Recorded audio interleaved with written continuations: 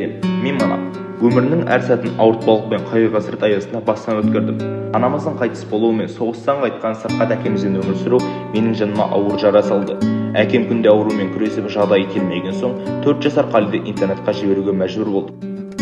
Кейін әкем қайтыс болған соң мен ешқандай қиыншылыққа мойымай өз күшіммен Алматыға оқуға түсіп білімге талпындым. Ескіріп, етек-жеңімді жинап, жүрегімдегі бауырмалдықты сезініп, ақырында өзімнің бауырымды іздеуге бел будым. Әр қадамым жүрегімдегі үміт пен сәл мұңды сезімдерге толы болды. Пойызда отырған кезімде терезеден сыртқа қарап өткен күндің естеліктерін ойладым.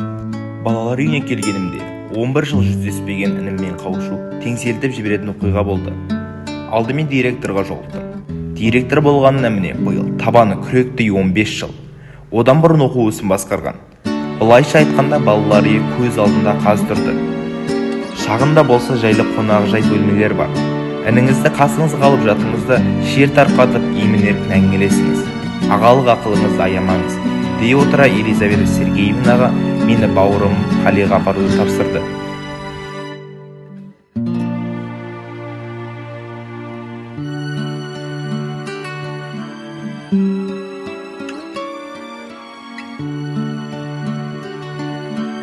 Қолқам суырып кеткендей болды.